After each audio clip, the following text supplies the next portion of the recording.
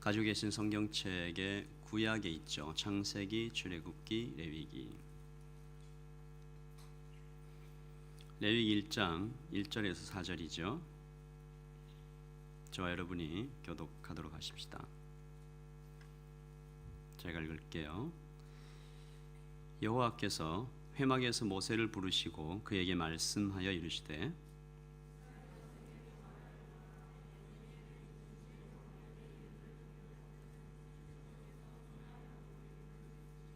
그 예물이 소의 번제이면 흠없는 수컷으로 회막 문에서 여호와 앞에 기쁘게 받으시도록 드릴지니라. 그는 번제물의 머리에 안수할지니 그를 위하여 기쁘게 받으심이 되어 그를 위하여 속죄가 될 것이라. 아멘. 자리에 앉으시고요.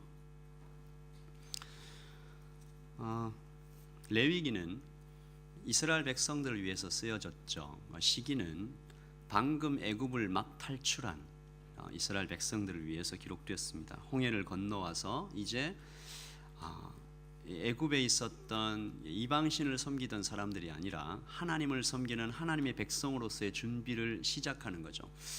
한 나라가 시작되려면 법이 있어야 되지 않습니까? 그래서 법을 만드는 그런 책입니다. 레위기는 하나님 나라로서의 법. 당시의 법은 거룩한 나라 이스라엘로서 다른 이방 민족들의 법과는 아주 많이 달라야 했습니다. 그 법에 사람이 만든 법이 아니었기 때문에 하나님의 나라를 말하고 있기 때문에 그랬습니다. 어떻게 달랐나? 그래서 이 법은 가장 먼저 제도나 조직이나 이런 것이 아니고 예배에 대해서 가장 먼저 말하고 있습니다. 그래서 레위기는 5가지 제사와 7가지 절기를 지켜 행할 것을 명령하고 있는데요. 5가지 제사는 번제, 소제, 화목제, 속죄제, 속건제. 7가지 절기는 유월절, 무교절, 초실절, 오순절, 맥추절, 나팔절, 속죄일, 초막절. 자, 처음 들어보는 분도 계시죠? 이런 7가지 절기, 5가지 제사.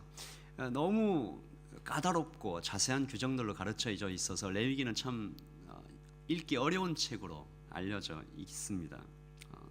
지금의 성도들과 좀 이게 거리가 먼가 아닌가, 양 잡아야 되고 이런 얘기들 굉장히 많이 나오니까, 그래서 어떤 분은 레위기 신드롬이라는 말을 만들어내기도 했어요. 이게 무슨 얘기인가 하면 2016년에도 아마 그런 결심들을 하신 분들이 계시겠지만 새해 첫날이 되면 올해는 성경을 통독해봐야 되겠다. 창세기 읽기 시작합니다. 재미있어요. 천지창조 나오고 쭉 읽고 출애굽기도 나름 재미있어요. 홍해 막 가르고 그러다가 레위기를 딱 만나면 포기를 하게 된다라는 거죠. 그래서 이 사람들이 도저히 안 되겠다. 구약은 너무 어렵다. 그래서 이제 신약으로 넘어가죠. 마태복음 딱 넘어가니까 누가 누구를 낳고 이렇게 얘기해요. 그래서 다 덮는다. 그래서 레위기에서 통독이 다 막힌다. 레위기 신드롬. 과연 그럴까? 레위기가 실제로 현실과 많이 동떨어져 있는 얘기 같고 이해하기 어려운 책이지만 어떤 신학자는 이 책을 성경의 다이아몬드다. 구약의 다이아몬드다. 놀라운 진리의 빛들이 가득 차 있다. 다이아몬드가 어떻게 되어 있습니까? 캐 보신 분은 없겠지만 여기서 땅에 묻혀 있죠. 꺼내서 먼지를 이렇게 잘 털어서 가공을 해야 다이아몬드가 빛이 나지 않습니까? 레위기도 그렇다라는 것입니다. 그렇게 깊게 보기 시작하면 그 안에 눈부시게 빛나는 진리들이 나온다. 감탄이 된다. 오늘 말씀은 제가 처음에 얘기 드린 것처럼 예배에 관한 이야기입니다. 하나님께서 모세에게 가르치시고, 자, 이것은 예배에 관한 거야. 이것을 이스라엘 백성들한테 잘 가르쳐서 지키게 해라. 하나님 말씀은 아주 간단합니다. 제사를 드리라라는 것이죠. 그런데 조금 특이한 단어가 1장 3절 앞에 이게 붙어 있습니다. 우리 1장 3절을 함께 읽을 텐데요. 시작. 그 예물이 소의 번제이면 흠 없는 수컷으로 회막 문에서 여호와 앞에 기쁘게 받으시도록 드릴지라. Without defect. 제사를 지내긴 지내야 하는데 제물이 이게 중요하다. 흠이 없는 제물로 드리라. 여기서 흠이 없는 게 무엇인가? 레위기 22장으로 가보니까 이렇게 써 있습니다. 앞을 못 보는 것이나 뼈가 부러진 것이나 다리를 저는 것이나 고름이 흐르는 것이나 피부병에 걸린 것은 여호와 앞에 바치지 마라. 그런 짐승은 제단 위에 바치지 마라. 그런 것들은 여호와께서 태워서 드리는 제물이 될 수가 없다. 제물을 드려봐야 소용이 없다. 이런 것으로 흠이 있는 제물로 제사를 드리면 하나님께서 받지 않으신다. 아무리 열심히 제사를 드려도 소용이 없다. 한 10년쯤 된 일인 것 같은데요. 제 핸더슨에 있는 바이블 칼리지에서 제가 3년간 신학을 좀 공부한 적이 있습니다. 무려 영어로 공부를 했었습니다. 잘 믿어지지 않으시겠지만 얼마나 힘들었는지 모릅니다.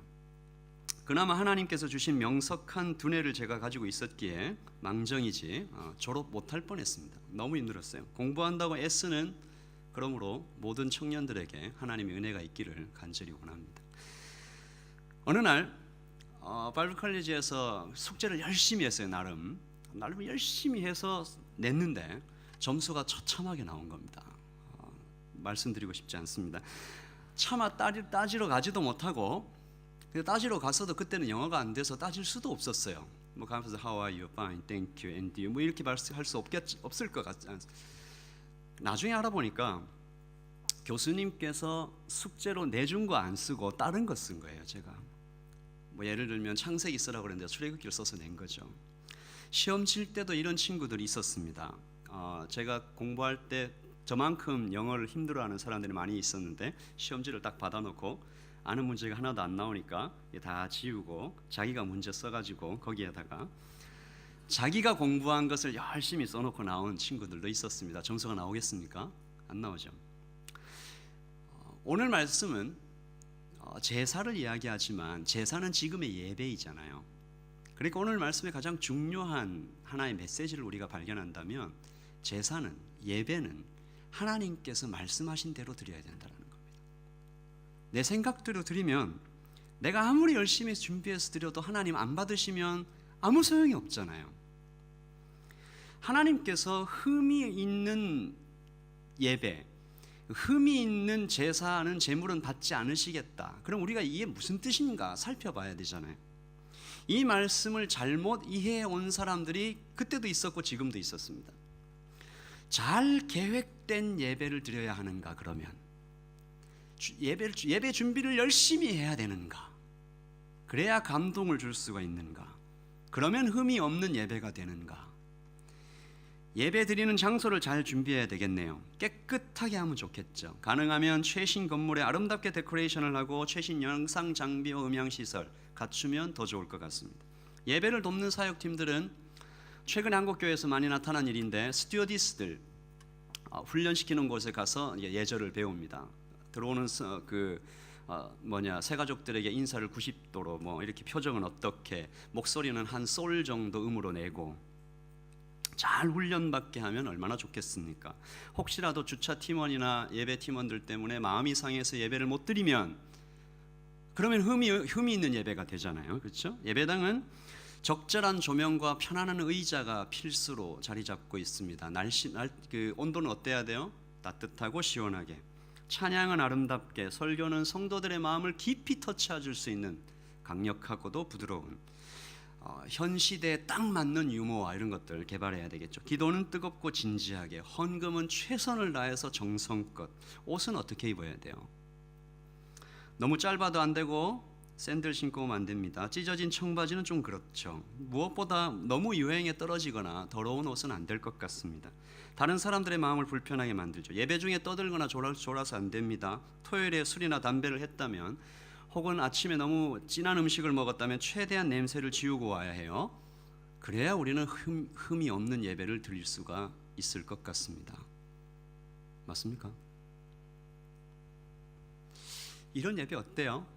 제가 말씀드린 이렇게 드려지는 예배 어때요? 이런 교회 어떻습니까? 괜찮죠? 마음에 드시죠? 이렇게만 드리면 그 예배가 흠 없는 예배가 되는 것일까? 다 갖추고, 물론 제가 말씀드린 것 중에 나쁜 게 하나도 없어요. 다 좋은 겁니다. 그러나 이 모든 것을 다 갖춰도 가장 중요한 한 가지가 빠지면 그 모든 갖추어진 것들이 아무 소용이 없다라는 것, 쓸모없는 예배가 될 수 있다. 그게 뭡니까? 하나님입니다.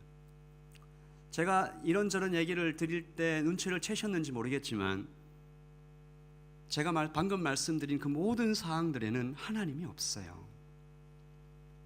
사람의 마음을 만족시킨다는 거죠. 예배의 주인이신 하나님은 어디든가 빠져 있고 사람들만 모여 즐거워하는 모습이 보이지 않습니까?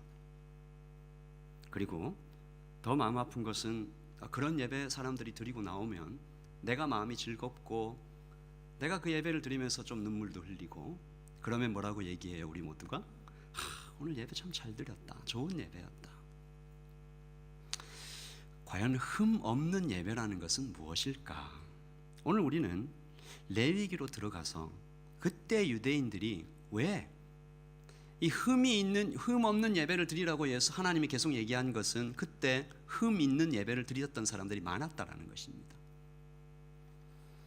이것은 단순하게 소나 양의 조금 상처난 소나 양을 드린 어떤 그런 차원의 문제가 아니에요. 제사 드리러 나오다가 소 양을 이렇게 데리고 나오다가 이렇게 코너 딱 도는데 딱 끊겼어요. 그런 차원이 아닙니다. 그러면 하나님께서 좀 신경질적으로 까다로우신 하나님께서 나 이거 안 받아. 저기 저쪽 뒷다리에 상처 났잖아. 날 뭘로 보는 거야? 뭐 이런 수준의 얘기를 하시는 것이 아니라는 것입니다. 여기에는 아주 깊은 그리고 아주 본질적인 그리고 다른 수준의 죄가 숨어 있는 것이죠.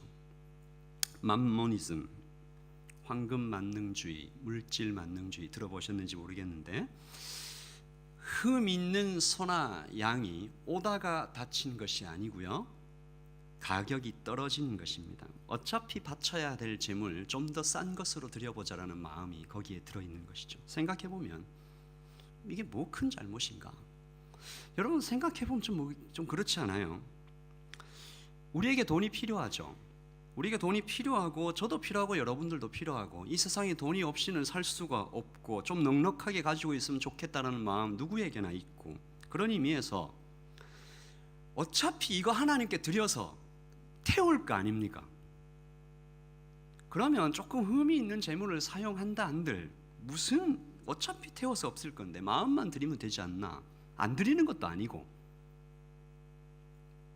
하나님 이런 건 좀 봐주셔야 되는 거 아닙니까? 하나님 입장에서야 뭐 이걸 받으시든 저걸 받으시든 무슨 정말 그런가? 하나님은 비싼 거 좋아하시는가? 귀한 거 좋아하시는가? 성경에는 유난히 돈을 사랑하는 것을 경계하는 것을 많이 봅니다. 이 워닝 사인이 너무 많아요. 실제로 저희 현대 교회에서는 이 돈에 대한 설교가 많이 나눠지고 있지 않은데 성경을 파고 들어가 보면 특별히 우리 예수님께서는 돈 얘기를 굉장히 많이 하셨습니다. 돈이 가지는 무엇인가 독특한 어떤 면이 있기 때문이겠죠. 예수님께서는 마태복음에서 이런 말씀을 하셨습니다. 아무도 두 주인을 섬기지 못한다. 한쪽을 미워하고 다른 한쪽을 사랑하든지 같이 읽어볼까요? 한쪽을 귀중히 여기고 다른 쪽은 업신 여길 것이다. 너희는 하나님과 재물을 같이 섬길 수 없다. 너희는 아주 단정적으로 이야기하시죠. 하나님과 재물을 같이 섬길 수 없다. 예수님께 한 부자 청년이 찾아왔습니다. 진지한 마음으로 왔어요. 예수님을 따르기 원합니다. 무엇이든지 하겠다라는 마음. 영원한 생명을 얻으려면 어떻게 해야 합니까? 물었어요. 예수님께 대답하시죠. 영원한 생명, 네가 영원한 생명을 얻고 싶다면 하나님의 계명을 지켜라. 어떤 계명 지켜야 됩니까? 살인하지 말라, 간음하지 말라, 도둑질하지 말라, 10계명을 쭉 얘기하셨죠. 이 청년이 뭐라고 합니까? 다 지켰습니다. 그러니까 예수님께서 이 사람에 이렇게 얘기하셨습니다. 10장 21절입니다. 같이 읽어보죠. 예수님께서 그 사람을 보시고 사랑스럽게 여기셨습니다. 그리고 말씀하셨습니다. 내게 부족한 것 하나가 있다. 가서 내가 가진 것을 모두 팔아 가난한 사람들에게 주어라. 그러면 하늘에서 보화가 있을 것이다. 그리고 와서 나를 따르라. 그리고 나서 22절에 굉장히 가슴 아픈 장면이 나와요. 이 말씀을 듣고 이 사람은 매우 슬퍼하며 떠나갔습니다. 그것은 그 사람이 많은 재물을 가지고 있었기 때문입니다. 성경에는 또 한 사람이 나타납니다. 삭개오죠. 예수님이 오신다는 소리를 듣고 뽕나무에 올라가서 예수님 기다렸습니다. 예수님께서 보셨죠. 부르십니다. 삭개오야 내려와라. 내가 오늘 너희 집에 머물겠다. 그러니까 삭개오가 이런 말을 하죠. 삭개오가 서서 주님께 말씀드렸습니다. 주님, 제 재산의 절반을 가난한 사람들에게 주겠습니다. 같이 읽을까요? 그리고 제가 남의 것을 속여 얻은 것이 있으면 4배로 갚겠습니다. 돈 내겠다는 얘기죠. 근데 이 얘기를 듣고 예수님께서 아주 놀라운 말씀을 하나 하십니다. 예수님께서 삭개오에게 말씀하셨습니다. 오늘 이 집에 뭐가요? 구원이 찾아왔다. 이 사람도 아브라함의 자손이다. 아주 흥미로운 두 가지 그림이죠. 부자 청년은 떠났습니다. 돈 때문에. 이 그림은 이 사람이 구원에서부터 멀어졌다라는 것을 암시해요. 삭개오는 가지고 있는 돈을 버렸어요. 이것은 거꾸로 죄에서 떠나 구원을 얻는 모습으로 나타납니다. 이게 무슨 말입니까? 돈은 그냥 돈이 아니다. 끊임없이 하나님의 자리를 차지하려고 달려드는 그 무엇이라는 것입니다. 돈은 절대로 중립적인 게 아니에요, 여러분.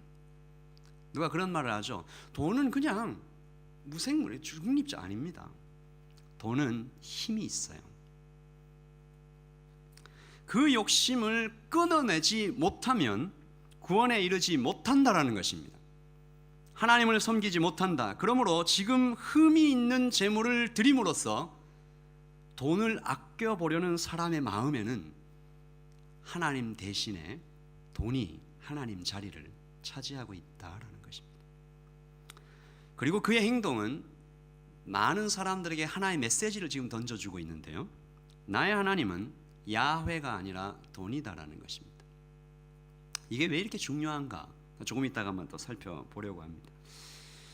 이것이 지금 이 세상을 지배하고 있는 사상이기도 하죠. 맘모니즘. 돈을 삶의 가장 중요한 가치로 여겨 모든 것을 돈과 연결시켜 생각하는 생각들입니다. 돈이면 무엇이든지 할 수 있다.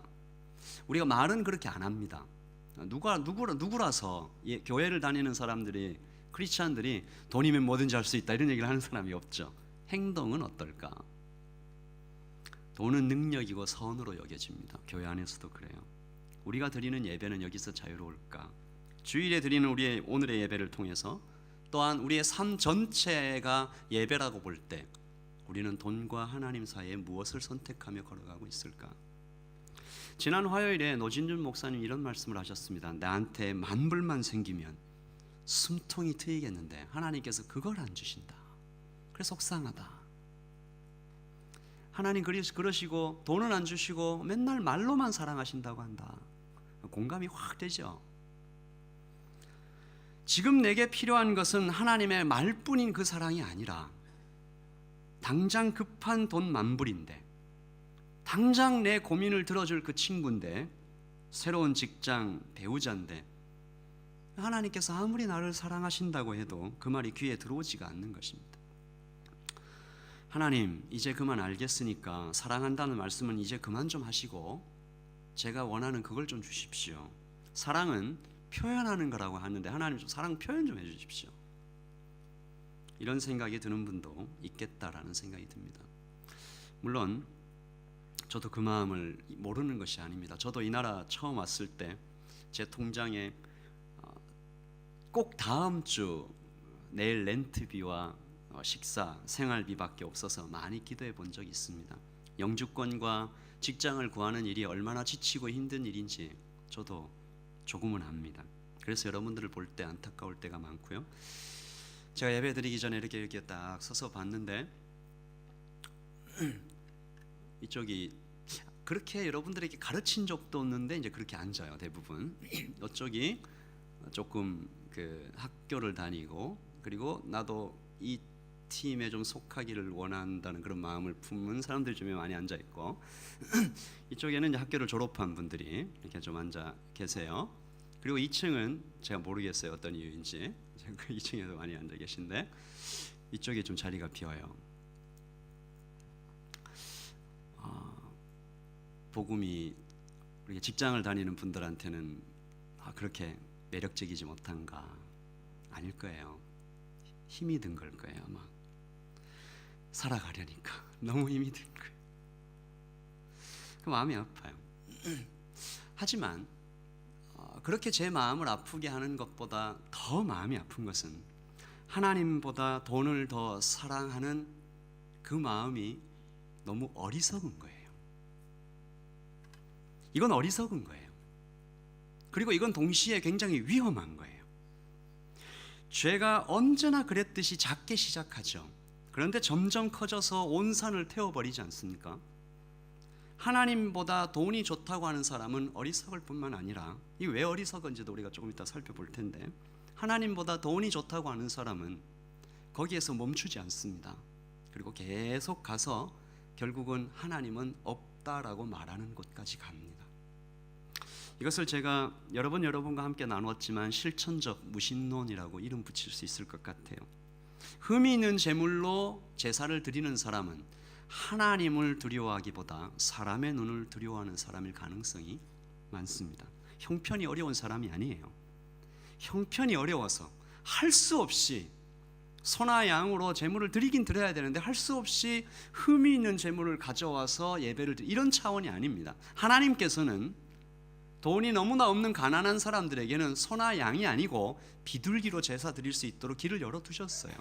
곡식으로도 할 수 있도록 하셨어요. 근데 이 사람이 그렇게 하기 싫은 거예요. 사람들이 보잖아요. 아, 이 사람 가난하구나. 유대인 공동체들한테 이런 말 듣기 싫은 거예요. 제사를 아예 안 드릴 수도 있잖아요. 왜 제사 안 드리냐? 정죄받기도 싫고, 이 사람 가난하구나 라고 얘기도 듣기도 싫고. 그래서 그는 이렇게 속으로 생각했을 것입니다. 아, 이건 너무 감당하기 힘들다. 그러면 이제 보이는 사람의 눈은 두려우니까 보이지 않는 하나님의 눈을 속이기로 작정한 것입니다. 어리석죠. 여러분, 하나님을 속일 수 있습니까? 그의 마음속에 하나님을 속여야겠다는 생각이 들어왔다면 그는 이미 하나님이 없다라고 말하고 있는 것이에요. 이건 무신론입니다. 하나님을 믿는다고 아무리 말해도 이것은 이미 신학적으로도 실천적 무신론으로 분류가 돼요. 무신론이 두 개가 있습니다. 첫 번째는 이론적 무신론입니다. 믿을 만한 증거가 없다라고 얘기해요. 이건 정말로 하나님의 존재 자체를 부인하는 거예요. 하나님은 없다. 실천적 무신론은 말로는 인정을 해요. 그러나 삶으로는 부정하는 것입니다. 이분은 100번 하나님이 계신다고 말하지만 자신의 생활 가운데서는 하나님이 없는 것처럼 살아요. 이 실천적 무신론을 정의한 글 중에 제 마음이 가장 아프게 한 것은 마지막에 써 있는 말이었어요. 이렇게 써 있습니다. 안타깝게도 교회 지도자와 리더들, 그리고 교회를 오래 다닌 사람들 중에서 많이 나타난다. 말로는 하나님이 있다고 말하지만 삶으로는 부정하는, 결론적으로 그의 삶 전체는 무엇입니까? 그는 삶을 살면서 한 발짝 한 발짝 걸어가며 말하고 숨쉬고 노래하는 그의 삶 전체를 통해서 하나님은 없다라고 세상에 계속 이야기하고 있는 것입니다. 온 이스라엘이라고 얘기하는 거죠.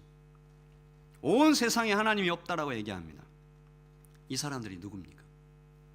이 사람들 제사장이에요. 그래서 이것이 무서운 거예요. 민족의 지도자이고 다음 세대를 키워나가야 할 사람들이 그들의 삶 전체를 통해서 하나님은 없다라고 말하고 있는 거죠. 이거 다 본 겁니다. 자녀들이 보고, 다음 세대가 보고, 이방 민족들이 보고. 귀하신 하나님, 여러분 손에 아주 귀중한 걸 줬는데 막 던지는 사람 없잖아요. 누군가 여러분에게 요즘 제일 비싼 휴대폰이 뭡니까? 아이폰 7이 안 나왔죠. 아이폰 6. 화장실에 탁 빠지면 어떻게 돼요? 아니, 깨끗한 화장실. 뭐 싼 거 말고 생각도 안 하고 줍죠. 제가 그래 봤어요. 근데 딱 죽고 나서 놀랐어요. 아, 내가 이렇게 물욕이. 아무도 그렇게 막 다루지 않잖아요. 그러면 어떻습니까, 여러분? 하나님이 없다라고 온몸으로 말하고 있는 사람이 드리는 예배, 이게 어떻게 여겨져요? 이 예배 하나님 받으시겠습니까?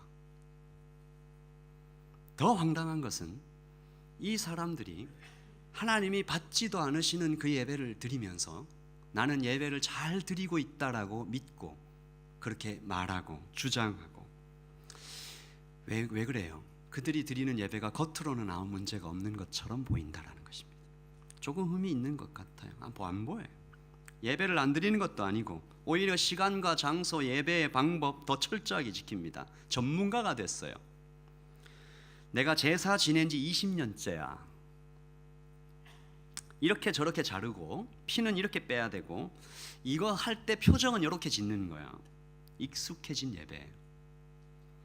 사람들은 그들을 인정하기 시작하고 점점 더 예배 전문가가 되어가죠. 제가 오늘 예배를 드리기 전에 긴 기도를 굉장히 많이 하게 됐어요. 아주 마음이 아파서 그랬어요. 예배가 일상이 된다는 거 좋은 거죠. 말씀을 읽는 것이 습관이 되고 교회에 나오는 것이 교회에 나오는 일이 자주 교회를 나오고 하는 건 다 좋은 거죠. 그런데 어느 날부턴가 제가 이게 익숙해진 거예요. 사부 예배를 드릴 때 한 1, 2년 전만 해도 두근두근 하고 기도 막 하고 하나님 도와주십시오라고 기도를 했는데, 제가 아까 예배 드리기 한 10분, 20분 정도 남았는데 평안한 거예요, 마음이. 내 평안의 이유가 뭔가 찾다가 많이 회개하게 됐어요. 내가 익숙해졌구나. 하나님에 대한 기대가 예전보다 많이 줄었구나. 그저 매주 있는 이런 행사처럼 내가 이렇게 걸어 들어와 있구나.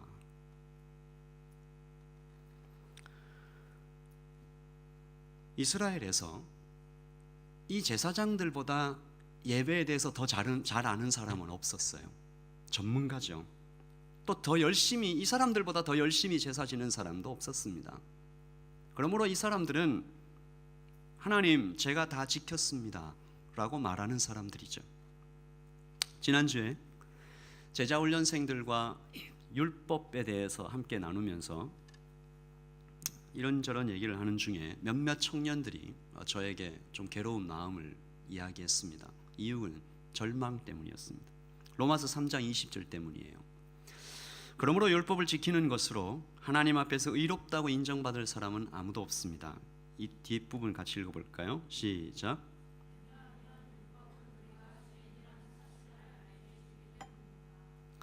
하나님께서 율법을 명령하신 이유, 제사를 명령하신 이유 중에 가장 크고 중요한 이유가 이것이라는 겁니다. 뭐예요? 나는 안 된다. 나는 지킬 수 없다. 이것을 알게 하기 위해서이다. 이게 무슨 말인가 하면요, 여러분 잘 들으십시오.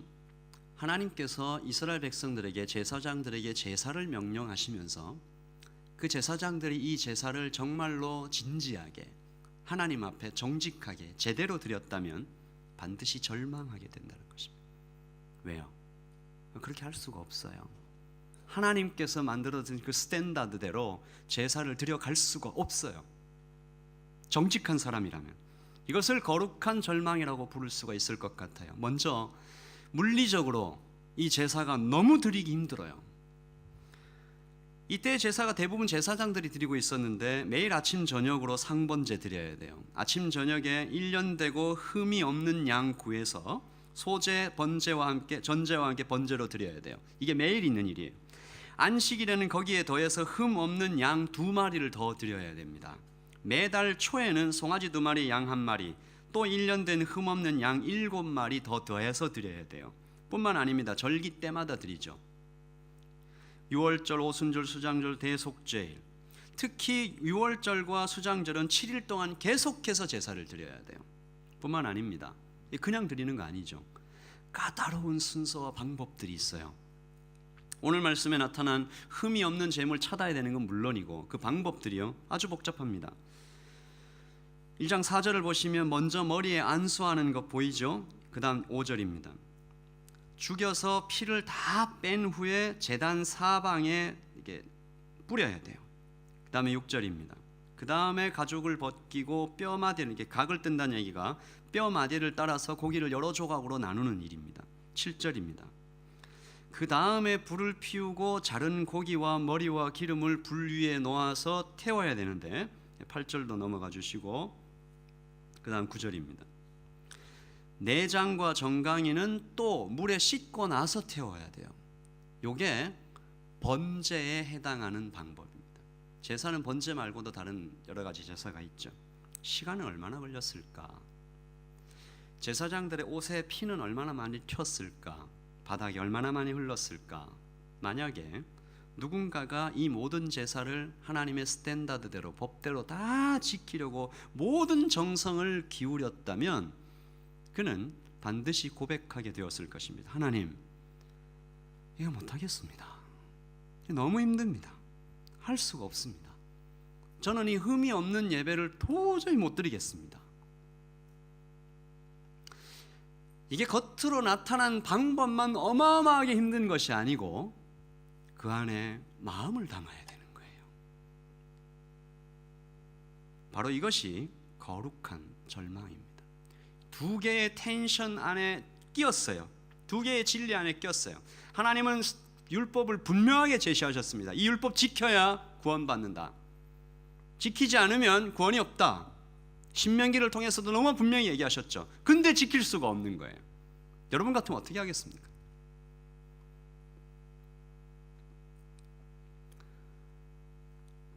지킬 수 없다고 무릎을 꿇고 주님 앞에 엎드려 우는 것밖에 방법이 없잖아요. 바로 거기에 말할 수 없는 하나님의 위로가 하늘로부터 임하는 것입니다. 은혜가 임하는 것이죠. 그래, 맞다.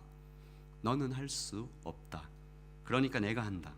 흠이 없는 예배는 사람의 힘으로는 불가능하니까 예수 그리스도께서 대신 죽어 완전한 흠이 없는 제물이 되어주겠다. 히브리서 10장 11절입니다. 제사장마다 매일 서서 섬기며 자주 같은 제사를 드리되 이 제사는 언제나 죄를 없게 하지 못하거니와. 같이 읽어봅시다.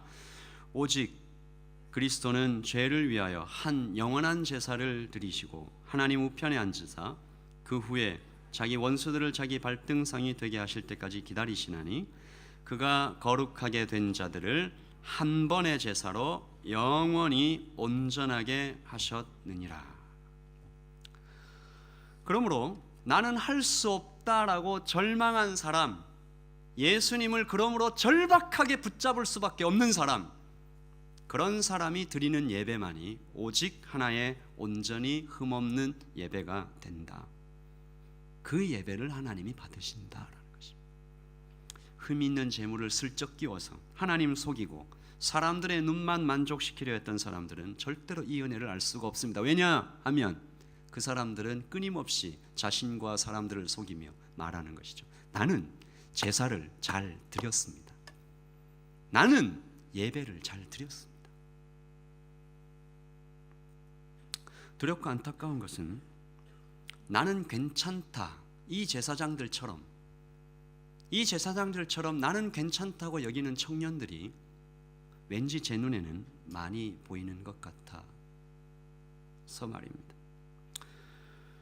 남들 하는 만큼 대충 하나님을 속이고 사람들의 눈을 의식하면서 껍데기를 쓰고 적당히 예배하며 아무 문제 없는 듯 목장 모임에 나가서 슈퍼피셜한 이야기들을 나누고 주일에 예배를 안 드리면 뭔가 어색하니까 나가긴 나가야 되겠는데 드려지는 찬양의 한 가사도 나에게 울림이 없고 설교는 왜 이렇게 긴지 내 영혼의 떨림이 언제였는지 기억도 안 나고 하지만 그래도 내가 예배는 드리긴 드렸으니까 그 외에 직장 생활도 그럭저럭 잘 이어나가고 몸은 건강하고 여친도 있고 남친도 있고 공부도 페일할 정도는 아니고 내가 뭐 다른 사람들한테 크게 욕먹고 사는 것도 아니고 그러면 나의 삶은 걱정이 없다.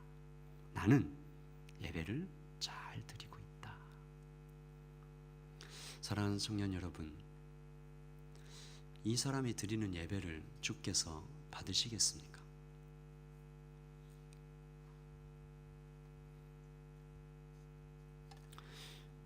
청년들에게 다른 의미에서 열정이 필요하다는 생각이 많이 듭니다.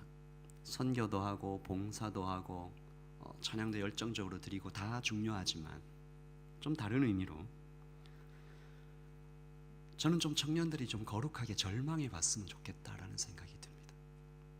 말씀대로 살아보려고 몸부림을 치다가 털썩 주저앉는 실패, 흠이 없는 예배를 드려보려고 애를 써보다가 온 마음을 다하다가, 그런데 자꾸만 돈에 욕심이 나고 친구가 더 보고 싶고 끊임없이 성적인 유혹에 빠지고 또 빠지고, 모든 것을 버려두고 예수님을 따르라는 말씀을 들었고 나는 그것을 지키고 싶은데 돈도 못 놓겠고 친구도 못 놓겠고 성공도 자존심도 놓치지 못해서 이러면 안 된다는 것을 알면서도 이러지도 못하고 저러지도 못해서 그저 고개를 떨구고 우는 그런 절망을 여러분이 꼭 한번 경험해 보면 좋겠다.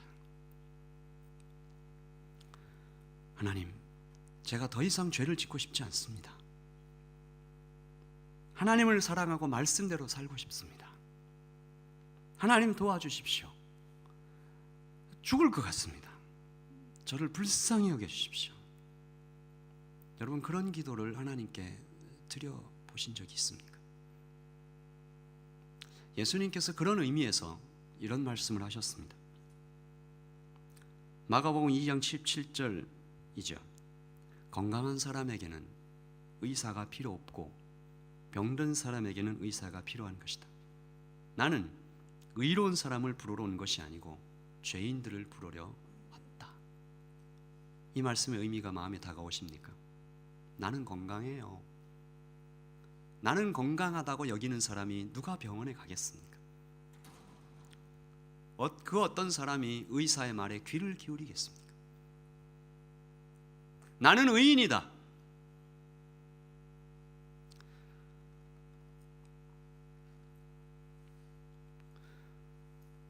내가 의인이다고 자랑은 못하지만, 그러니까 우리는 항상 회색에 이제 서 있는 거죠. 여러분 중에 내가 의인이라고 자랑할 사람도 없겠지만 내가 죄인입니다라고 얘기하면서 무릎 꿇고 우는 사람도 없는 거죠. 적은 거죠. 그 회색지대에 이런 찬양이 있습니다. 주를 위한 이곳에 예배하는 자들 중에 그가 찾는 이 없어 주님께서 슬퍼하시네. 주님이 찾으시는 그 한 사람, 그 예배자, 내가 그 사람 되길 간절히 주께 예배하네. 2, 3년 전에 이 찬양을 들었던 것 같습니다. 찬양 들으면서 얼마나 많이 울었는지 모릅니다. 주님의 슬픔이 그대로 전해지는 것 같아서 제 마음속에 주께서 꼭 이렇게 얘기하시는 것 같았어요. 저한테 한 개인적인 어떤 깨달음이지만 여러분에게 좀 나누기를 원합니다. 주님께서 꼭 이렇게 얘기하시는 것 같았어요. 나는 너와 교제하기를 원한다. 나는 너의 예배 행위가 아니라 너의 마음이 담기지 않은 그런 어떤 예물이 아니라 너의 깨진 마음을 더 원한다. 나는 네가 나를 위하여 목숨을 드리겠다고 전쟁처럼 목소리를 높이는 것보다 오히려 나는 너의 실패를 원한다. 그 실패를 가지고 나에게 오기를 원한다. 아이야, 나는 너를 원한다. 너와 가만히 앉아서 이런저런 이야기를 나눈 지가 너무 오래되었다. 여러분 혹시 어떠십니까? 오늘 레위기 1장에 나타난 그 제사장, 누군지 모르겠어요. 흠이 있는 제물을 들고 와서 슬쩍 드리고 제사를 다 난 제사 드렸습니다. 사람들 앞에 아무렇지도 않은 척 하나님의 눈을 속였다고 생각하고 아무런 절망 없이, 아무런 안타까움 없이, 아무런 눈물 없이 그저 그렇게 예배가 익숙해져 가는 여러분은 아닙니까? 여러분의 마음에 하나님을 인해서 깊은 찔림이 있어 본 적은 언제이고, 말씀드린 것처럼 거룩한 절망 때문에 몸부림쳐 본 적은 또한 언제인지, 우리가 예배를 드린다고는 하는데 그저 습관처럼 우리가 예배에 나오고 있는 것은 아닌지, 이 예배를 마치고 목장 모임을 거쳐서 집에 돌아가면 내가 예배했다라는 사실은 그저 기억으로만 남을 뿐, 내 삶의 현장에서 예배라는 것은 쳐다볼 수 없게 된 것은 아닌지, 오늘 레위기 1장 흠이 있는 제물이라는 그 말씀을 통해서 우리는 과연 흠없는 예배를 드리고 있는가? 잘 준비해서 드리는 예배가 아니라 한껏 아름다운 옷을 걸쳐 입고 사람들에게 완벽한 모습을 보이려 하며 목장 모임에 나가서도 난 아무 문제 없다고, 믿음으로 잘 이겨나가고 있다고, 그렇게 얘기하며 그저 슈퍼피셜한 모임을 끝내고 집으로 돌아가는 그런 여러분들은 아닌지 여러 가지를 생각하게 되는 주일 예배입니다. 여러분 어떠십니까? 흠없는 예배 잘 드리고 계십니까? 우리는 절대로 할 수가 없는 거예요. 예수 그리스도의 그 피에 의지하지 않고는, 우리 안에 있는 게 예수 그리스도께서 우리를 대신하여 살지 않으시고는, 그런즉 우리는 그리스도와 함께 십자가에 못 박혔나니 이제는 내가 산 것이 아니요 그리스도께서 나를 위하여 사시는 것, 그것밖에는 소망이 없는 것이죠.